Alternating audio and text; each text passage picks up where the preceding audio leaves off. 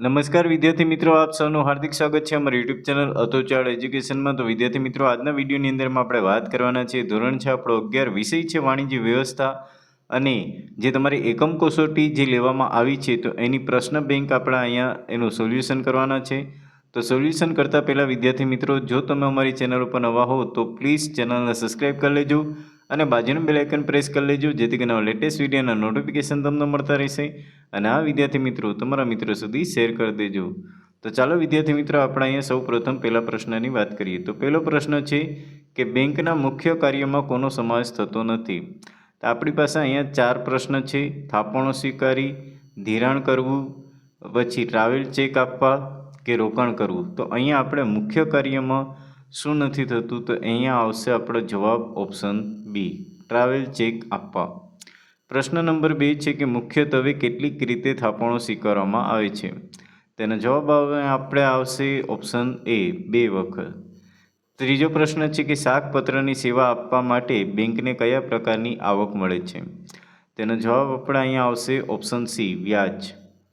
ત્યાર પછીના પ્રશ્નની વાત કરીએ, પ્રશ્ન નંબર 4 કે બેંકના જે ગૌણ કાર્ય એટલે કે ગૌણ કાર્યોનો કોનો સમાવેશ થતો નથી? તો બેંકમાં ગૌણ કાર્યની વાત કરીએ તો અહીંયા આપણે શાકપત્ર આપવા, ઓપ્શન બી છે ડિમાન્ડ ડ્રાફ્ટની સેવા આપવી, આંતરિક બેંકિંગ વ્યવહારો કરવા કે બાહેંધરી દલાલ તરીકે સેવા આપવી। તો જવાબ આવશે એનો ઓપ્શન ડી, બાહેંધરી દલાલ તરીકે સેવા આપવી। પ્રશ્ન નંબર 5 છે કે એક બેંક કે બીજી બેંકને ઉદ્દેશીને લખેલ પત્રને શું કહે છે?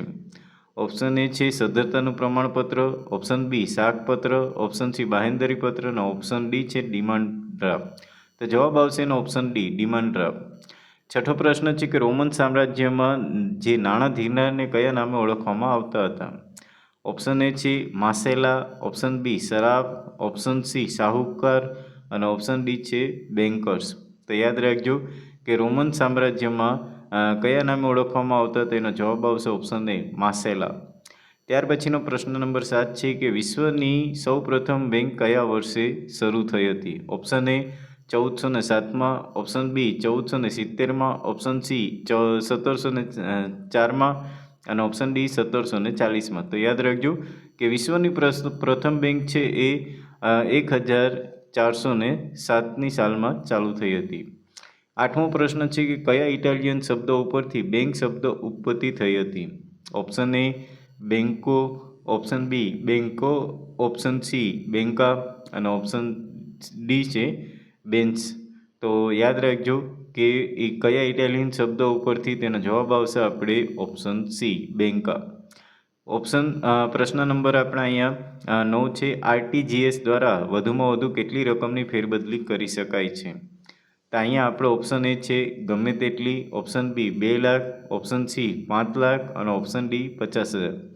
તો યાદ રાખજો કે આરટીજીએસ દ્વારા આપણે જવાબ આવશે ઓપ્શન એ, ગમે તેટલી આપણે રકમની ફેરબદલી કરી શકાય છે, કારણ કે 2 લાખથી એની શરૂઆત થાય છે। પ્રશ્ન નંબર 10 છે કે એનઈએફટીનું ટ્રાન્ઝેક્શન કઈ પદ્ધતિથી બેન્ચ પ્રમાણે સેટલ થાય છે? ઓપ્શન એ છે direct net system, option B છે direct net settlement, option D છે ડિફરન્ટ નેટ સિસ્ટમ અને ઓપ્શન ડી છે ડિફરન્ટ નેટ સેટલમેન્ટ। તો યાદ રાખજો કે એનઈએફટી ટ્રાન્ઝેક્શન કઈ પદ્ધતિ બેન્ચથી થાય છે? તેનો જવાબ આવશે આપણો option A, direct net system. ત્યાર પછીના આપણે પ્રશ્ન નંબર 11 છે કે એનઈએફટીની બેન્ચના એક મેસેજમાં વધુમાં વધુ કેટલા ટ્રાન્ઝેક્શન હોય છે? તેનો જવાબ આપણે અહીંયા option A 20, option B 15, option C 10 અને ઓપ્શન ડી છે 5। તો યાદ રાખજો કે એનઈએફટી બેન્ચના એક મેસેજમાં કેટલા ટ્રાન્ઝેક્શન હોય છે? 20। ત્યાર પછી 12મો પ્રશ્ન છે કે આઈએફએસસી કોડ કેટલા ડિજિટનો હોય છે? Option A 18, option B 12, option C 11 અને ઓપ્શન ડી છે 10। તો યાદ રાખજો કે આઈએફએસસી કોડ છે કેટલા ડિજિટનો હોય છે? તેનો જવાબ આવશે ઓપ્શન સી, 11। 13મા પ્રશ્નની વાત કરીએ કે આપણા વિચારો બીજાના મગજમાં દાખલ કરવાની પ્રક્રિયાને શું કહે છે? ઓપ્શન એ સંદેશાનો પ્રતિસાદ, ઓપ્શન બી માહિતી પ્રેષણ, ઓપ્શન સી માહિતી સંચાર અને ઓપ્શન ડી છે સંદેશા વ્યવહાર। યાદ રાખજો કે આપણા વિચારો બીજાના મગજમાં દાખલ કરવાની પ્રક્રિયાને જવાબ આવશે માહિતી સંચાર। 14મો પ્રશ્ન છે કે ઇન્ટરનેટને બીજા કયા નામેથી ઓળખવામાં આવે છે? Option A the net, option B information super highway, option C interconnection અને ઓપ્શન ડી સાયબર સ્પેસ. તો યાદ રાખજો જવાબ આવશે ઓપ્શન સી ઇન્ટરકનેક્શન. પ્રશ્ન નંબર 15 છે ઇન્ટરનેટના માલિક કોણ છે? Option A Bill Gate, option B Mark Zuckerberg અને ઓપ્શન સી સુંદર પિચાઈ અને ઓપ્શન ડી કોઈને. યાદ રાખજો કે ઇન્ટરનેટના માલિક કોણ છે તો જવાબ છે માર્ક ઝુકરબર્ગ. ત્યાર પછીના પ્રશ્નની વાત કરીએ 10મો પ્રશ્ન. ફાયરબોક્સ શું છે? Computer hardware, option B computer software, option C internet browser અને ઓપ્શન ડી છે ઇન્ટરનેટ નેટવર્ક. તો જવાબ આવશે એનો ઓપ્શન સી ઇન્ટરનેટ બ્રાઉઝર. ત્યાર પછીના આપણા અહીંયા 17મો પ્રશ્ન છે ઈ કોમર્સ વેપારની પ્રક્રિયાના માધ્યમોમાં કોનો સમાવેશ થતો નથી? ઓપ્શન એ છે internet, option B computer, option C credit card અને ઓપ્શન ડી છે ડેબિટ કાર્ડ.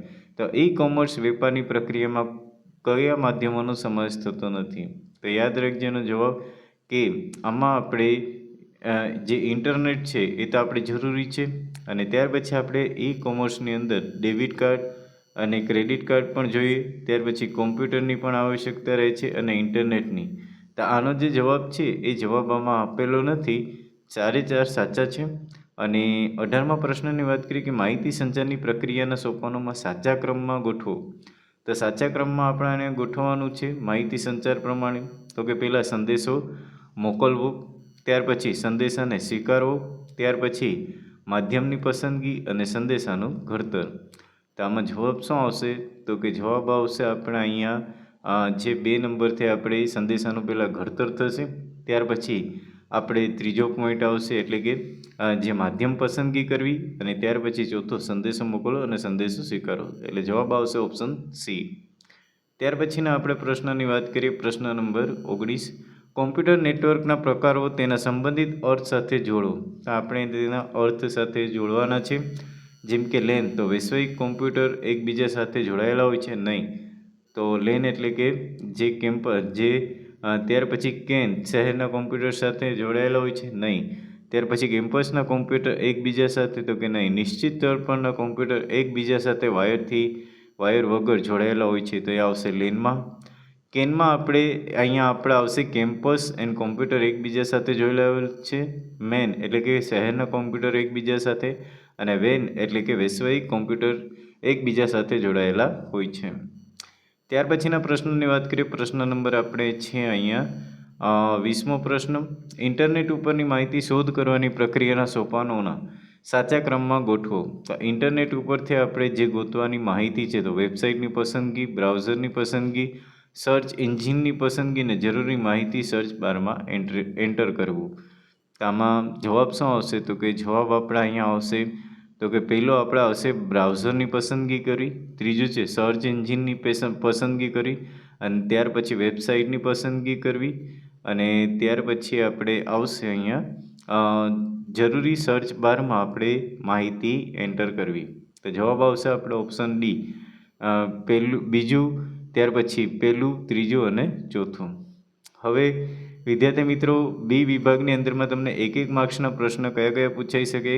તો કે આરટીજીએસ સભ્યપદ ધરાવતી તમામ બેંકની શાખાની ઓળખ કયા કોડથી થાય છે? પછી બીજો પ્રશ્ન એ પૂછાશે આઈએફએસસી કોડનું એક ઉદાહરણ આપો. ત્રીજો પ્રશ્ન એ પૂછાઈ શકે કે આઈએફએસસી કોડ કયા સ્વરૂપમાં હોય છે? ચોથો પ્રશ્ન એ પૂછાઈ શકે કે પૂર્ણ રૂપ આપો આઈડીઆરબીટી. ત્યાર પછી કેશ ક્રેડિટ એટલે શું? અને ત્યાર પછી છઠ્ઠો પ્રશ્ન પૂછાઈ શકે કે કોલ મની એટલે શું? ત્યાર પછીના પ્રશ્નની વાત કરીએ તો 7મો પ્રશ્ન આ પૂછાઈ શકે કે કોલ મની રેટ એટલે શું?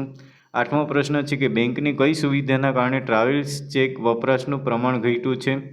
9મો પ્રશ્ન એ પૂછાઈ શકે કે બેંકના કયા ખાતામાં બેંક ન્યૂનતમ શિલ્લક રાખવાની ફરજ પાડે છે? 10મો પ્રશ્ન છે કે અહીંયા ડિમાન્ડ ડ્રાફ્ટ એટલે શું? 11મો પ્રશ્ન છે કે બાંધી મુદતની થાપણ એટલે શું? 12મો પ્રશ્ન છે કે પે ઓર્ડર એટલે શું? 13મો પ્રશ્ન છે કે ઇન્ટરનેટ ઉપરથી માહિતી મેળવવા માટે તમે કયા ઇન્ટરનેટ બ્રાઉઝરનો ઉપયોગ કરો છો તેનું એક ઉદાહરણ આપો. 14મો પ્રશ્ન એ પૂછાઈ શકે કે કોમ્યુનિકેશન શબ્દ કઈ ભાષાના શબ્દો પરથી ઉતરી આવ્યો છે? 15મો પ્રશ્ન છે કે કોમ્પ્યુટર નેટવર્કના કેટલા પ્રકારો છે? ત્યાર પછીના 16મા પ્રશ્નની વાત કરીએ તો 16મો પ્રશ્ન છે કે એન્ટરપ્રાઇઝ વેન નેટવર્કનું એક ઉદાહરણ આપો.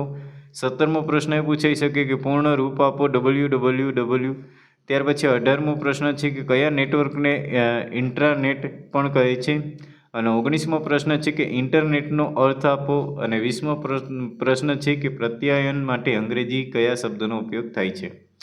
વિભાગ સીની અંદરમાં વાત કરીએ તો વિભાગ સીની અંદરમાં તમને 2 માર્ક્સના પ્રશ્ન પૂછાશે. જ્યાં અહીંયા તમે જોઈ શકો છો. તો વિદ્યાર્થી મિત્રો હવે જે પ્રશ્ન છે પ્રશ્ન જોતા જાઓ, કેમ કે હવે આપણે એને સમજાવવા બેઠશું તો વિડીયો થોડોક લાંબો બની જશે. અને વિભાગ ડીની અંદરમાં તમને 3 માર્ક્સના આ પ્રમાણના પ્રશ્ન આમાંથી પૂછાઈ શકે. તો આપણે સ્ક્રોલ કરતા જઈએ છીએ, તમે જોતા જજો. અને વિભાગ ઈની અંદરમાં જે 5 માર્ક્સના મોસ્ટ આઈએમપી પ્રશ્નો છે, જે તમારે જે પત્ર અથવા તો તમારે જે વાણિજ્ય શિક્ષકે એટલે કે બેંક વિષય ઉપર પ્રોજેક્ટ કાર્ય આપેલ, ઇન્ટરનેટ ઉપરથી બેંક વિશેની માહિતી શોધવાની પ્રક્રિયાના સોપાન સમજાવો. ત્યાર પછી બીજું છે અને ચોથો પ્રશ્ન. તો અહીંયા આપણે આ જે 4 પ્રશ્ન છે 5 માર્કના 4 પ્રશ્નમાંથી કોઈ પણ એક તમને પ્રશ્ન 5 માર્કમાં પૂછી શકે. તો વિદ્યાર્થી મિત્રો આ એક સાચી તમારી પ્રશ્ન બેંક છે જે ગાંધીનગર દ્વારાથી આવેલી છે. તો આશા રાખીએ છીએ કે તમને આ વિડીયો ગમ્યો હશે. વિડીયો ગમ્યો તો પ્લીઝ લાઇક કરી દેજો. અને હજી સુધી પણ જો તમે અમારી યુટ્યુબ ચેનલને સબસ્ક્રાઈબ ન કર્યું પ્લીઝ સબસ્ક્રાઈબ કરી દેજો. અને બાજુનું બેલ આઇકન પ્રેસ કરી દેજો, જેથી કરીને લેટેસ્ટ વિડીયોના નોટિફિકેશન તમને મળતા રહેશે. અને આ વિદ્યાર્થી મિત્રો તમારા મિત્રો સુધી શેર પણ કરી દેજો, જેથી કરીને એ લોકોને પણ ઉપયોગી થાય. તો ફરી મળીશું નવા વિડીયો સાથે. તો દરેક મિત્રોને જય હિન્દ, જય ભારત.